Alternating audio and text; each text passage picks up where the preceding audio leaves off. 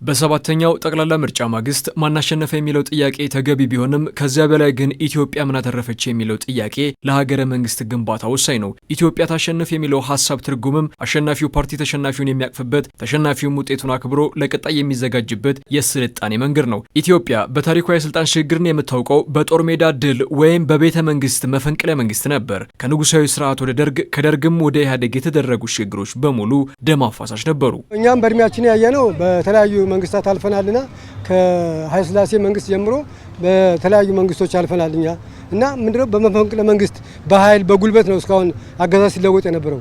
ይሄ ደግሞ ስህተት ነበረ። ምክንያቱም ዲሞክራሲያዊ በሆነ ህዝቡ አምኖበት አሳምነው አስተምረው ያለውን ለውጡን አይቶ ሲመርጥ ነገ ላይ ሀገራችን ቀጣይነት ይኖራታል። ነገር ግን መንግስት በመጣ ቁጥር መፈንቅለ መንግስት ሲካሄድ ህዝቡ እያለቀ ሶሳይቲው እየተጎዳ ነው የሚሄደው። ህዝብንም የሚጠቅም አይደለም፣ ህዝብንም የሚያሻግር አይደለም፣ አውዳሚ የሆነ ነገር ነው። ከዛ ይልቅ ሀሳባችንን ወደ ጠረጴዛ አምጥተን ህዝብ የፈለገውን እንዲመርጥ የህዝብ ፍላጎት እንዲንጸባረቅ የምናደርግበት ፖለቲካ ዞሮ ኦን ዘ ቴብል ነው ሊፈታ የሚችለው፣ በጠረጴዛ ነው ሊፈታ የሚችለው።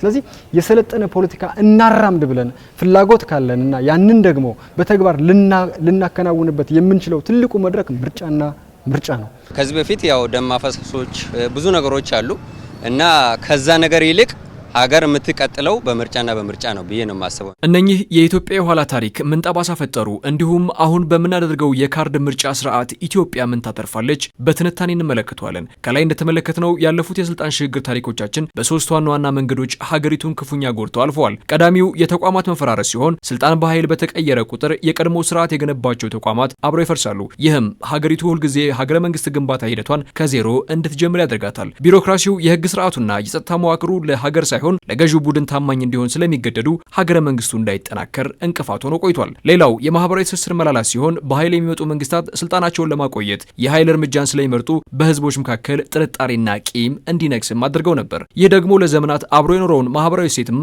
አዳክሞታል። በየሽግግር ወቅት የሚነሱ ግጭቶች የሰው ህይወት ብቻ ሳይሆን ቢሊዮን ዶላር የወጣባቸው መሰረተ ልማቶችንም እንዲወድሙ አድርገዋል። ኢንቨስተሮች ነገ ምን ይፈጠራል በሚል ስጋት ሀብታቸውን ይዘው እንዲሸሹ በማድረግም ኢትዮጵያን የድህነት አዙሪት ውስጥ ከቷት ቆይቷል። ታዲያ በካርድ ልምምድ ኢትዮጵያ በምርጫ እነኝህን ሀገር ሲጎዱ የቆዩ ታሪኮችን ቀልብሳ አሁን ላይ ተስፋን ሰንቃ ሀገር አሸናፊ የሚሆንበትን አውድ መፍጠር ጀምራለች። ለመሆኑ በዜጎች የድምፅ ተሳትፎ የተመረጠ መንግስት ኢትዮጵያን እንዴት አሸናፊ ያደርጋል? አሁን በሰባተኛው ጠቅላላ ምርጫ በካርድ አማካኝነት ለሚቀጥሉት 5 ዓመታት የሚመራ መንግስት መመስረት ኢትዮጵያን በአራት ዋና መንገዶች አሸናፊ ያደርጋታል። የመጀመሪያው የአሸናፊነት መንገድ ህጋዊ ቅቡልነት ወይም ሌጂቲሜሲ የሚሰጥ ነው። በጠመንጃ የመጣ መንግስት ማን ሾመህ የሚል ጥያቄ ይነሳበታል። በካርድ የተመረጠ መንግስት ግን የህዝብ ውክልና ስላለው የሚወስናቸው ውሳኔ ለምሳሌ የኢኮኖሚ ሪፎርም ወይም የፖሊሲ ለውጥ ቢያደርግ እንኳ ከህዝብ ድጋፍ ያገኛሉ። ይህ ደግሞ መንግስት በድፍረትና በልበ ሙሉነት እንዲሰራ ያደርገዋል። ስልጣን ከህዝብ እንዲመነጭ ነው የምንፈልገው፣ የሚመነጨውም ከህዝብ ነው።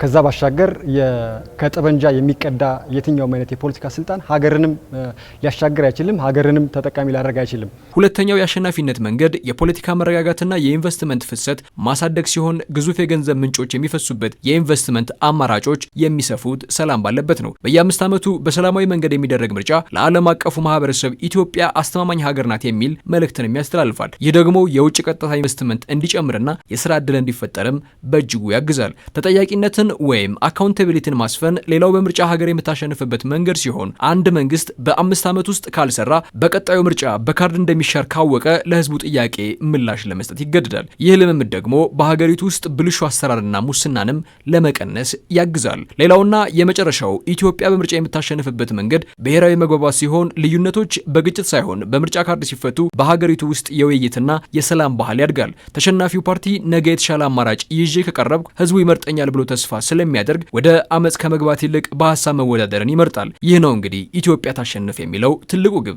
በካርድ ብቻ በድምጽ ብቻ ወደ ስልጣን የሚመጣበትን ዘመን ጀምረናል ብለን ነው የምናስበውና ይሄኛው ሰባተኛ ጠቅላላ ሀገራዊ ምርጫ ደግሞ ይሄንኑ የሚያጸና ይሆናል ብለን ተስፋ እናደርጋለን። ልክ ባለፉት ዘመናት የስልጣን ሽግግር የደም ዋጋ ያስከፈለንን ያህል ዛሬ ደግሞ ስልጣን የካርድ ዋጋ ብቻ እንዲሆን በማድረግ ኢትዮጵያ ከግጭት አዙሪት መውጣትና ዜጎች በካርዳቸው የሚወስኑበት እድል መጥቷል። ለዛም ነው ኢትዮጵያ የምታሸንፈው እያንዳንዱ ዜጋ በሰላማዊ መንገድ በሀገሩ ዕጣ ፈንታ ላይ በካርዱ መወሰን ሲችል ብቻ ነው የሚባለው።